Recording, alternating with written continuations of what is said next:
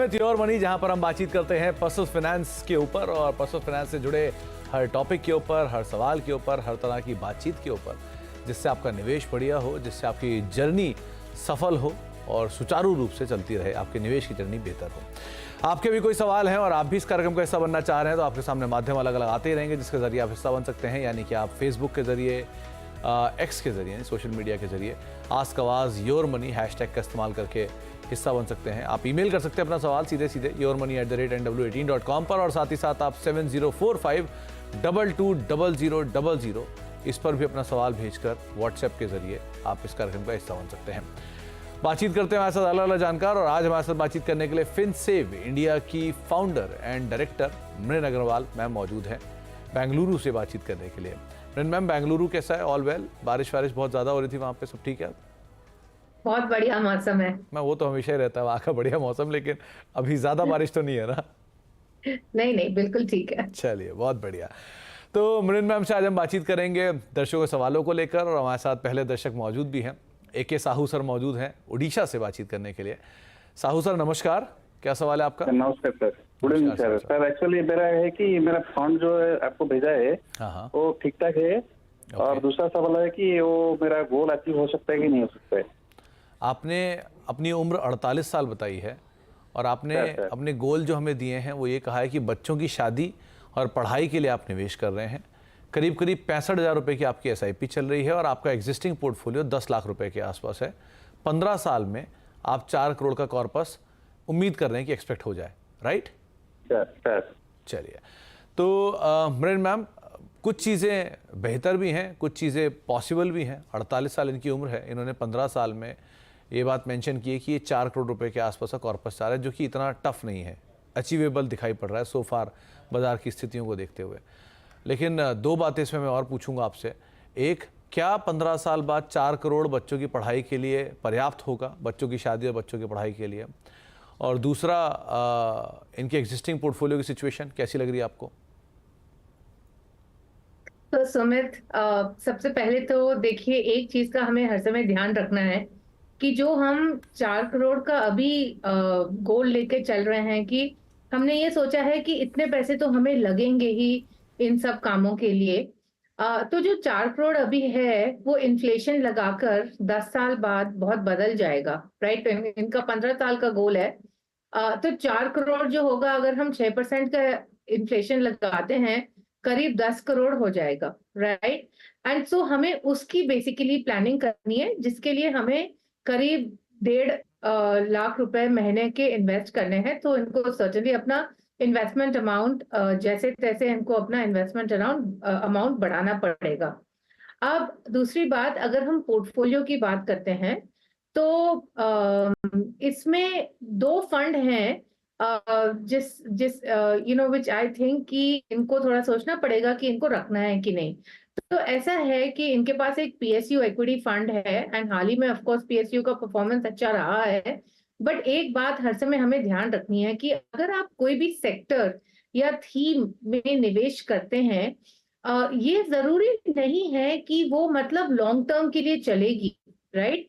और दूसरी बात जो हमें ऑलवेज हमें ध्यान रखनी है कि ऐसा नहीं है कि जो सारी कंपनियां उस थीम में है कि वो सारी कंपनी अच्छी चलेंगी। अच्छा, काफी बार ऐसा होता है कि जब एक थीम बहुत अच्छा रिटर्न देती है, उसके बाद भी लोग निवेश करते हैं, तो normally the theme would have already given good returns, and फिर आपने उसमें लेट एंट्री की है, राइट? सो इसीलिए मैं थीमेटिक फंड्स के फेवर में नहीं हूं। और सबसे बड़ी बात यह है कि जो भी हाई कन्विक्शन स्टॉक्स रहेंगे उस थीम में, वो आपके ब्रॉड बेस्ड फंड्स में भी रहेंगे, इसलिए आपको ये कॉन्सेंट्रेटेड एक्सपोजर लेने की जरूरत नहीं है। तो सबसे पहले तो मैं कहूंगी कि जो आदित्य बिरला सन लाइफ PSU इक्विटी फंड है, इसमें से आप एग्जिट कर सकते हैं। अच्छा, दूसरा, आपके पास एक निफ्टी मोमेंटम 30 इंडेक्स फंड है। आजकल मैं बहुत देख रही हूँ फैक्टर फंड्स के NFOs आ रहे हैं, बट अगर आप किसी भी फैक्टर फंड का आप डॉक्यूमेंट देखिए, the important thing to notice कि हम क्यों इन फंड्स में निवेश कर रहे हैं, क्योंकि हम सोच रहे हैं कि इसमें हमें ज्यादा बेहतर रिटर्न आएगा। बट जो मैं देख रही हूँ कि most people are looking at point to point returns, they are not looking कि कंसिस्टेंटली ये फंड्स ने या ये पर्टिकुलर फैक्टर इंडाइसेस ने आपको consistently let's say compare to Nifty 50 extra return दिया है कि नहीं। सो आई विल से कि एक तो वैसे भी थोड़े इनके पास फंड्स ज्यादा हैं, तो ये जो दो फंड हैं, पीएसयू फंड और ये जो इन्होंने फैक्टर फंड किया है, इनमें से ये निकाल कर आप पीपीएफएस में डाल सकते हैं, पराग पारिक फ्लेक्सी कैप में डाल सकते हैं, एंड थोड़ा आप मिड कैप में भी डाल सकते हैं। आपके पास एक्सेस मिड कैप है, उसमें भी आप थोड़ा बढ़ा सकते हैं। तो थोड़ा सा साहू साहब, एक सेक्टर पे अगर आप निवेश करते हैं और वो सेक्टर बहुत एग्जॉर्बिटेंट गेन दे रहा है आपको, तो शायद वो आगे चल के उस तरह गेन दे या ना दे, सो थोड़ी सी अनसर्टेनिटी ज़रूर रहती है, इसलिए फेरबदल करने की ज़रूरत है। बाकी आप अपने निवेश में बने रहें, आपका गोल भी इजीली अचीव हो सकता है। थोड़ा इन्फ्लेशन का भी ध्यान रखें। अब राजस्थान चलते हैं, उड़ीसा सीधे, वहाँ पर हमारे साथ कमलेश स्वामी सर मौजूद हैं बातचीत करने के लिए। कमलेश जी नमस्कार। सर नमस्कार। सर नमस्कार कमलेश जी। सर नमस्कार सर। मैं सर आपके 3 शो देखता हूँ सर, हमेशा से ही 3.5, 5.5, 6.5 वाला sir. Thank you Kamlesh ji, देखने के लिए, सराहने के लिए। और बाजार में निवेश हो सकता है आपको बढ़िया रिटर्न भी दे ही रहो। क्या सवाल है आपका? जी सर मैंने मेरा पोर्टफोलियो आपको भेजा है सर। मेरा अभी 6,500 की SIP चल रही है सर, और कुछ और बढ़ाना चाहूंगा मैं। और उसके अलावा मेरी ये जो फंड है इनका रिव्यू करना चाहता हूँ, क्या इसमें कोई सही है या कोई गलत है। अगर इनमें कोई गलत है तो उसको मैं चेंज करना चाहूंगा सर। अगर यही सही है तो इनमें किसमें मैं पैसा बढ़ा पाऊँ, ये चीज। तो कमलेश जी, जितना आपने बताया उससे ये समझ में आ रहा है कि आप शेयर बाजार को भी ट्रैक करते हैं, क्योंकि वो दोनों शो बाजार के हैं। हाँ जी सर, स्टॉक्स के अंदर भी करता हूँ सर मैं। चलिए, छोटी अवधि के लिए, लंबी अवधि के लिए? नहीं सर, निकालना नहीं है कुछ भी, जो पड़ा है पड़ा रहे। बहुत ही अच्छी बात है। कभी कभी निकालना भी ज़रूरी होता है, लेकिन हाँ ठीक है, ज़्यादातर आप ना ही निकालें तो भी कोई दिक्कत नहीं, क्योंकि आपके साथ सबसे फेवरेबल चीज़ है कि आपके पास एक अच्छा खासा टाइम है और आपने बहुत जल्दी प्लानिंग शुरू की है। ये सबसे सराहनीय चीज़ है कि आप 28 साल की उम्र में 6500 रुपये की सेविंग भी कर रहे हैं, SIP भी कर रहे हैं, और 1.5 लाख का आपका पोर्टफोलियो भी है, और आप इक्विटी बाजार को भी समझ रहे हैं, तो ये अपने आप में बहुत बड़ी बात है। मृण मैम, इन्होंने निवेश की शुरुआत जब भी की, लेकिन बिल्कुल सही समय पर दिखाई पड़ रही है। सो फार तो 6500 रुपये की SIP है, और इन्हें ये बात पता भी है कि SIP और बढ़ाना चाह रहे हैं। एग्जिस्टिंग फंड का चुनाव भी इन्होंने कर रखा है, 1.5 लाख का कॉर्पस भी इन्होंने इकट्ठा कर रखा है, कई सारे अच्छे फंड भी हैं इनके पास, और इक्विटी बाजार में भी हैं। सो आप क्या कहोगे, क्या करना चाहिए अब? अगर हम फंड के बारे में रिव्यू करते हैं, तो इनके पास 2 HDFC के फंड है। एक है HDFC फ्लेक्सी कैप फंड और दूसरा HDFC टॉप 100। तो इसमें करीब 43% ओवरलैप है स्टॉक्स में, राइट। सो एक बात होती है, जब हम डाइवर्सिफाई करने की कोशिश करते हैं, तो obviously we need to diversify among market cap, but ये भी बहुत जरूरी होता है कि हमें ये देखना चाहिए कि स्टॉक ओवरलैप ज्यादा नहीं हो। और तीसरा, स्टाइल ऑफ मैनेजमेंट भी बहुत इंपॉर्टेंट होता है। तो आई जनरली डोंट रेकमेंड कि आप एक ही फंड हाउस से सारे फंड खरीदें, राइट। सो जो इनका HDFC टॉप 100 है, ये HDFC फ्लेक्सी कैप में ही मूव कर सकते हैं। There is no need to hold 2 separate funds, and I think HDFC flexi cap is a better option. अब इनके पास 3 स्मॉल कैप फंड्स हैं, तो ये तो ठीक है क्योंकि इनका लॉन्ग टर्म का टाइम फ्रेम है। थोड़ा टाटा स्मॉल कैप में it has been a laggard in the category, तो थोड़ा इसके ऊपर ध्यान रखिएगा।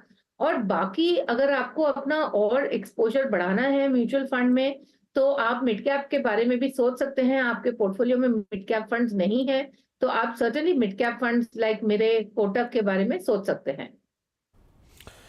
तो थोड़ा बहुत फेरबदल, वैसे तो कमलेश जी आप बिल्कुल सही दिशा की तरफ चल रहे हैं। एक चेंज जो मृण मैम ने बताया कि एक AMC में अगर एक से ही रिपीटिंग कंपनीज के, क्योंकि आप बाजार भी समझ रहे हैं तो आपके लिए ज़्यादा आसान होगा समझना, एक ही फंड में या 2 फंड में एक जैसी ही कंपनियां अगर हैं, तो उन ज़्यादा फंड्स का रिटर्न आएगा नहीं, ऑलमोस्ट सेम से रिटर्न आएगा। तो आप एक भी एक्सपोजर बढ़ा लीजिए, और अपना निवेश अगर आप करना चाह रहे हैं तो आप इन्हीं में जा सकते हैं। और अप्रोच अच्छी है बाजार में पैसा प्रॉफिट बुक ना करने की, लेकिन कभी कभी कई जगहों से प्रॉफिट बुक करना भी ज़रूरी होता है, तो थोड़ा थोड़ा वहाँ पर प्रॉफिट भी अपनी ज़रूरत के हिसाब से आप निकालते रहिएगा। अब रांची चलते हैं, वहाँ पे राजेश जी हमारे साथ मौजूद है बातचीत करने के लिए। राजेश जी नमस्कार। नमस्कार सर। नमस्कार राजेश जी, क्या सवाल है आपका? हाँ सर, मैंने अपना पोर्टफोलियो आपको शेयर किया हुआ है जी। 2-3 स्पेसिफिक क्वेरी है सर। एक मेरा टारगेट है 10 साल में 20 CR का सर। ओके। और एक रिक्वायरमेंट है अगले 3 साल में 1 CR चाहिए बच्चे के एजुकेशन के लिए सर। ओके।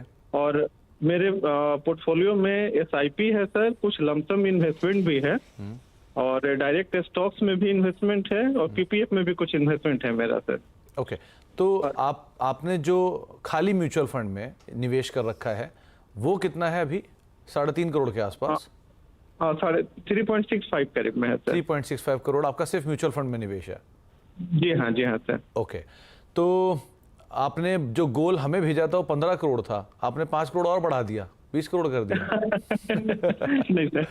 चलिए राजेश जी, एक क्वेरी था सर मेरा कि कुछ फंड्स मेरे अच्छे नहीं कर रहे हैं। हाँ, जैसे मेरा ये एसेट इमर्जिंग इक्विटी फंड जो है, कुछ फंड है, बहुत सारे फंड्स को मैंने उसमें SIP बंद कर दिया है, उसमें लमसम इन्वेस्टमेंट करके अभी रख पड़ा हुआ है सर। ओके, उस फंड को मैं कैसे स्विच करूं? अभी मेरे 8 फंड में SIP चल रही है, और 2.40 लाख का पर मंथ में SIP कर रहा हूं सर। चलिए, तो मृन मैम, करीब 52 साल राजेश जी की उम्र है और रफली 2.5 लाख रुपए जो ये खुद कह रहे हैं कि ये SIP कर रहे हैं।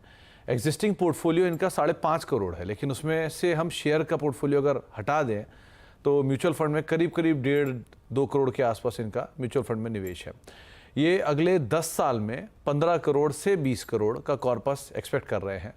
आप इनके फंड का रिव्यू करिए। एक चीज़ और इन्होंने बोली कि अगले 3 साल में इन्हें 1 करोड़ की पूंजी की ज़रूरत होगी। सो कहाँ क्या बदलाव की ज़रूरत है, कैसे क्या कर सकते हैं? तो सबसे पहले तो अच्छा है कि आप इतना फोकस करके इन्वेस्ट कर रहे हैं। मैं एक्चुअली समझना चाह रही थी कि आप डायरेक्ट स्टॉक्स कैसे मैनेज कर रहे हैं, मतलब आसान नहीं होता है। What I will say is कि सबसे पहले तो जो मेरे के आपके 2 फंड हैं उसमें 50% ओवरलैप है स्टॉक्स में, राइट? क्योंकि आपने एक लार्ज कैप लिया है और आपने एक large and mid cap fund लिया है, right? Now generally I have seen what I feel is कि जो large cap actively manage large cap funds हैं, मतलब ऐसा जरूरी नहीं है कि इंडेक्स फंड उनसे हर समय बेहतर करेंगे, but I think in the long term जो लार्ज कैप कैटेगरी है it is better done through an index fund, right? So what I will suggest, but I am not suggesting कि आप index fund कीजिए। मैं ये suggest कर रही हूँ कि जो आपका large cap and large and mid cap funds हैं, जैसे मेरे इन दिस केस, आप उसको जो आपका दूसरे फंड्स हैं, फॉर एग्जांपल आपके पास कोटक है, आपके पास पारंपरिक फ्लेक्सी कैप है, उसमें आप थोड़ा निवेश कर सकते हैं। This is for your long term goals. Actually ये जो आपका 3 साल का जो रिक्वायरमेंट था, हमें मालूम नहीं था उस बारे में।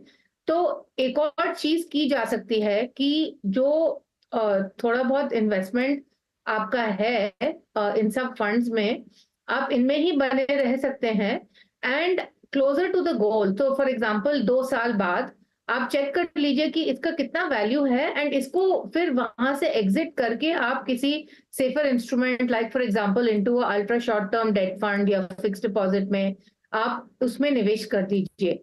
तो जो भी आपका नेक्स्ट 3 इयर्स का रिक्वायरमेंट है, essentially eight the end of after 2 years आपको देखना पड़ेगा कि क्या वैल्यूज हैं और आप कहाँ से फंड्स निकाल सकते हैं। आपका PPF भी है, आप उसमें भी सोच सकते हैं निकालने के लिए। और so this is what I would actually suggest. बाकी का आपका फंड पोर्टफोलियो सही है, जैसे आपके पास SBI कॉन्ट्रा फंड है, SBI स्मॉल कैप फंड वगैरह है, Nippon small cap, all these are fine, but please remember that these have very very high volatility. But since आपका 10 इयर्स का टाइम फ्रेम है, आप इसमें जस्ट बने रहिए and don't get perturbed by the volatility. तो ज्यादा कुछ नहीं करना है। Basically what I will say is कि अभी आप बने रहिए and at the end of 2 years आप देखिए कि आपके फंड वैल्यूज क्या हैं and look at basically exiting some amount at least 1 year before your goal, ताकि आप वो अमाउंट को एक स्पेसिफिक जगह में रख सकें ताकि उसमें कुछ वॉलेटिलिटी ना हो। तो आपके सामने मृन मैम ने अलग अलग तरीके रख दिए हैं कैसे आप अपनी पूंजी को जो 1 करोड़ रुपए आप चाह रहे हैं वो निकाल पाएँ और कैसे अपनी जर्नी को आप कंटिन्यू भी कर पाएँ। लेकिन थोड़ा ये बात सच में इंटरेस्टिंग होगा समझना राजेश जी कि कैसे आप म्यूचुअल फंड शेयर दोनों को मैनेज कर रहे हैं। अच्छी बात यह है कि आप निवेशित रहें और निवेश करते रहें। सिर्फ निवेश की वैल्यू के हिसाब से ना सोचें कि ये अच्छा निवेश है, अच्छे निवेश के साथ बने रहें, वही ज़्यादा बेहतर है। एक ब्रेक का वक्त हो गया, ब्रेक के बाद लौटेंगे। मृणाल मैम बनी रहेंगी, आगे उनसे भी हम बातचीत जारी रखेंगे। कुछ दर्शक भी हैं, उनसे भी बातचीत करेंगे छोटे से ब्रेक के उस पार।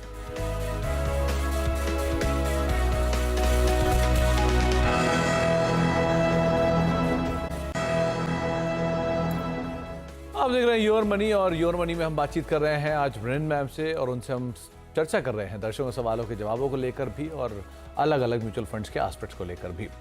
अब बातचीत करने के लिए हमारे साथ प्रताप रस्तोगी सर मौजूद हैं, जो कि दिल्ली से हैं। रस्तोगी सर नमस्कार। नमस्कार जी। नमस्कार सर, क्या सवाल है आपका? ये मेरी 2.25 लाख रुपए पर मंथ की सिप है। ओके। 9 फंड में मैंने डिटेल दी भी है, और 4.5 लाख रुपए पर एनम ELSS में फैमिली का है। तो 1 करोड़ 6 लाख रुपए उसकी आज की वैल्यू है पोर्टफोलियो की। तो मेरा टारगेट है 10। एक तो ये पूछना है कि मेरे वो कैसे है सब सिलेक्शन ऑफ फंड, और दूसरा ये है कि मेरा 10 करोड़ का लक्ष्य है 10 साल में। तो रस्तोगी सर, जो आपने SIP के निवेश की वैल्यू बताई वो करीब अभी के हिसाब से 4.5 लाख रुपए है, या ELSS को जोड़कर उसकी वैल्यू 4.5 लाख रुपए है? नहीं, ELS 4.5 लाख रुपए पर एनम है जी, और वो 2.25 लाख रुपए की सिप है पर मंथ। ओके, ये दोनों अलग अलग है। अभी एग्जिस्टिंग कॉर्पस जो आपका SIP से आपने जोड़ा है वो कितना हुआ है अब तक? 1 करोड़ 6 लाख। अच्छा, और आप 10 करोड़ का लक्ष्य साध के चल रहे हैं, राइट? हाँ जी, हाँ जी। चलिए, तो मृणाल मैम, जो रस्तोगी सर हैं, इनके पास करीब करीब 1 करोड़ का कॉर्पस इकट्ठा हो चुका है। 10 साल में 10 करोड़ का एक लक्ष्य साध के चल रहे हैं। एक ELSS में इनका अलग से निवेश जाता है करीब 4.5 लाख रुपए के आसपास का, और बाकी अदरवाइज ये 2.5 लाख रुपए के आसपास की SIP कर रहे हैं, 2.25 लाख रुपए की SIP कर रहे हैं। रस्तोगी सर, अगर आप सुन पा रहे हो, क्या ये SIP आप स्टेप अप कर सकते हो, बढ़ा सकते हो? हाँ, मैंने बढ़ाना ही है, थोड़े दिनों बाद इसको 2.5 लाख रुपए करना है। ओके, 5-6 महीने बाद। चलिए, तो मृणाल मैम क्या आप राय दोगे? इनके फंड्स पहले तो आप चेक करो कैसे फंड्स हैं, और दूसरा, अगर ये SIP बढ़ाते हैं तो क्या इन्हीं में बढ़ाने की जरूरत है, या नया कोई फंड ऐड करें उसमें? तो अगेन फंड्स में पहले तो 9 फंड बहुत ज्यादा होते हैं। काफी ओवरलैप भी है फंड्स में। For example ICICI large and mid cap and ICICI India opportunities में करीब 46% ओवरलैप है। और जैसे कि मैंने दूसरे कॉलर को भी कहा था कि थीमेटिक फंड्स के मैं बिल्कुल फेवर में नहीं हूँ, वो इसीलिए क्योंकि इसमें बहुत कॉन्सेंट्रेटेड रिस्क हो जाता है, और जब आपके पास पोर्टफोलियो में दूसरे ब्रॉड बेस्ड फंड्स की पॉसिबिलिटी है और आपके पास हैं भी, तो आपको इन फंड्स की जरूरत नहीं है। सो आई विल सजेस्ट कि ये ICICI large and mid cap and India opportunities का जो फंड है, ये इनको जो existing mid cap and small cap है इसमें एलोकेट करें। Now why am I saying, like ये काफी एग्रेसिव स्ट्रेटजी है, ये काफी वॉलेटाइल स्ट्रेटजी इनकी रहेगी, बट मैं ये इसलिए रेकमेंड कर रही हूँ क्योंकि इनका लक्ष्य काफी बड़ा है। एंड वाइल वो अच्छा अमाउंट इन्वेस्ट कर रहे हैं, हमें ये ध्यान रखना है कि जो हमारा 10 करोड़ का लक्ष्य है 10 साल के बाद, उसकी वैल्यू करीब 18 करोड़ होगी। तो इसके हिसाब से हमें करीब 5-6 लाख महीने के इन्वेस्ट करने हैं, जो बहुत मुश्किल होता है। इसलिए दूसरा ऑप्शन जो हमारे पास है कि हम ज्यादा रिस्क ले सकते हैं, बट बहुत जरूरी है कि आप बने रहें, क्योंकि मार्केट में उतार चढ़ाव तो आता ही रहता है, बट आपको बने रहना है। एंड सर्टेनली, मतलब अगर आपकी रिस्क टेकिंग एबिलिटी नहीं है मिड कैप और स्मॉल कैप की, तो ऑफ कोर्स तो आप फ्लेक्सी कैप में सोच सकते हैं। आपके पास already HDFC flexi cap fund है, बट यही मैं ऐसे ही सजेस्ट करूंगी, आप सोच लीजिए कि अगर आप रिस्क ले सकते हैं तो ये जो अमाउंट्स हैं ये आप मिड कैप और स्मॉल कैप में मूव कर दीजिए। तो आपको कुछ फेरबदल, कुछ चेंजेस की बातचीत मृणाल मैम ने दी है, आप उसके हिसाब से कॉल ले सकते हैं। मृणाल मैम, एक चीज़ मैं आपसे और पूछना चाहूँगा, जिस टेक्सचर में अभी मार्केट है, जहाँ पर small cap mid cap already बहुत स्ट्रॉन्ग पॉइज्ड हैं, बहुत स्ट्रांगली काम कर चुके हैं, लार्ज कैप थोड़ा सा कंपेरेटिवली उतना नहीं चले हैं।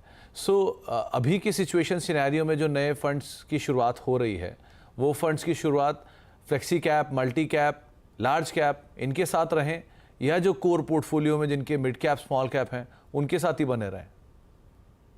आई थिंक ये मार्केट का तो उतार चढ़ाव चलता ही रहता है, एंड एज लॉन्ग एज हमारा लॉन्ग टर्म टाइम फ्रेम है 10-15 साल का, आई थिंक जो हमारी रिस्क टेकिंग एबिलिटी है, हम उसके हिसाब से अपने फंड में बने रहें। मतलब ऐसे सोच के कि अभी ये मार्केट कैप अच्छा नहीं कर रहा है और ये ज्यादा अच्छा कर रहा है, उसके हिसाब से हम बदलते नहीं। बहुत मुश्किल है कि हम बार बार अपनी स्ट्रैटेजी को बदलें। और जो भी हमने पहले स्टडी वगैरह किया है कि अगर हम ऐसे बदलते रहें या अगर हम बने रहें, तो उसमें यही निकल कर आया है कि बने रहने में ही आपके ज्यादा पैसे बनते हैं। तो आई विल से कि जो आपकी रिस्क टेकिंग एबिलिटी के हिसाब से आप मार्केट कैप चूज कर रहे हैं, या तो मिड कैप या लार्ज कैप, आप उसमें बने रहें, आप उसी में ही निवेश करें। बट ज्यादा जरूरी ये है कि आपका लॉन्ग टर्म टाइम फ्रेम होना चाहिए, which is around 10 to 15 years। तो अगर आप लंबी अवधि के लिए निवेशित हैं तो फिर एक बाजार की तेज़ी या एक बुल मार्केट से एटलीस्ट इन्फ्लुएंस ना हो, आप अभी भी अपना निवेश जारी रख सकते हैं, जो मरीन मैम का मानना है। एक सवाल वरुण जी का आया है, ये ईमेल के ज़रिए इन्होंने निवेश किया है। इन्होंने सवाल पूछा है 30,400 के आसपास इनकी SIP चल रही है और मरीन मैम ये 30,400 का नंबर देख के लग रहा है शायद स्टेप अप करते आ रहे हैं, तभी 30,400 है, वरना किसी इवन नंबर मतलब होता 30,000 होता है, 30,500 मतलब 35,000 होता। पोर्टफोलियो की वैल्यू करीब करीब 17 लाख हो चुकी है। 20 साल में ये 2 करोड़ का लक्ष्य साध रहे हैं। इन्होंने 7 से 8% की महंगाई के हिसाब से निवेश करें अगर, तो क्या कॉर्पस की इनकी ज़रूरत बैठेगी? पोर्टफोलियो को और फंड्स का रिव्यू मांग रहे हैं। वैसे तो इनका ये 2 करोड़ का लक्ष्य मैम ईजिली अचीवेबल दिखाई पड़ रहा है, कंसीडरिंग इनकी SIP और कंसीडरिंग बाजार की तेज़ी में। बाकी आप क्या राय रखते हो? तो बेसिकली यस, आई थिंक इनका लक्ष्य हो सकता है, थोड़ा सा इनको अमाउंट बढ़ाने की जरूरत है to around 45-50,000 rupees per month. अच्छा, अब अगर हम फंड्स देखते हैं, इनके पोर्टफोलियो में बहुत ज्यादा फंड्स हैं, राइट? इतने सारे फंड्स की जरूरत नहीं है, एंड आपको सेक्टर फंड्स की भी जरूरत नहीं है पोर्टफोलियो में, राइट? पहले भी कॉलर्स के लिए मैंने बोला है, थीमेटिक एंड सेक्टर फंड्स में आपका बहुत कॉन्सेंट्रेटेड एक्सपोजर हो रहा है। दूसरा, सिंस आपका 20 इयर्स का टाइम फ्रेम है, आई वुड स्टिल से कि थोड़ा आप मिड कैप स्मॉल कैप में ज्यादा एलोकेट कर सकते हैं, क्योंकि ऑलरेडी आपका फ्लेक्सी कैप में अच्छा एलोकेशन है। तो इसीलिए I would say this, and I will से कि जो कैन रिपेयर को पराग पारेख DSP फ्लेक्सी कैप है, उसमें आप बने रहें। Axis mid cap, ICICI small cap, ICICI का आपके पास इंटरनेशनल फंड भी है, तो ये सब फंड सही हैं। आई विल से कि आप इनमें ही पोर्टफोलियो बनाए रखें, और जो दूसरे फंड्स हैं वो आप इनके अंदर ही कंसोलिडेट कर दीजिए। अच्छा किया है कि आपने स्टेप अप किया है, शायद आपने एवरी 6 months का स्टेप अप किया है। और मैं ये भी देख रही थी कि आपकी वीकली SIP भी है, या फोर्टनाइटली SIP भी आपकी चल रही है। तो अच्छा है कि आप ये सब कर रहे हैं, बट ये कन्वीनियंस के हिसाब से होता है। इसमें ऐसा नहीं होता है कि अगर आपने वीकली या फोर्टनाइटली करी कि आपके रिटर्न्स बढ़ जाएंगे, ये आपके कन्वीनियंस की बात है। तो एक आध फंड से या कुछ फंड से निकलने की राय आपको मैम दे रही हैं, और आप थोड़ा फेरबदल अपने फंड्स के अंदर कर सकते हैं। मैम एक चीज़ और मैं आपसे यहाँ पर पूछना चाहूँगा, अगर होराइज़न 20 साल का है या होराइज़न 15 साल का है, तो हम आमतौर पे 12 से 13% की CAGR लेकर चलते हैं। ये पिछले 20 साल के नंबर तो एटलीस्ट बताते हैं, लेकिन यही होराइज़न के नंबर को अगर पिछले 5 साल में देखूं, यानी कोविड के बाद से देखूं, तो यही CAGR कहीं ज़्यादा होती है। सो बहुत सारे लोगों में जो नया निवेश शुरू किया है वो कोविड के बाद निवेश शुरू किया है, तो उनके लिए एक राइट CAGR क्या होगी? क्या ये लेसन हम सीखेंगे कि CAGR बढ़ गई है, या ये लेसन वो सीखेंगे कि नहीं CAGR 12% 13% है? आप किस पक्ष में हो? आई वुड से कि आप 11 से 12% ही लेकर चलिए। जो हम पिछले 5 सालों में देख रहे हैं, ऑफ कोर्स वो बुल रन देख रहे हैं, बट लॉन्ग टर्म अगर आपको कंजर्वेटिवली प्लानिंग करनी है, you know, it's always better to plan for the worst case than to plan for the best case, right? So I would say कि 10 से 12% आप लेके चलिए रिटर्न्स। 12% का रिटर्न ही रीजनेबल रिटर्न है, आप उसी को ही फॉलो करिए। मैम आपकी तरफ से top 4 funds? Yes, Prudential ICICI Nifty 50 fund, Parag Parekh flexi cap fund, Kotak Emerging Equity and ICICI Prudential Short-Term Debt Fund.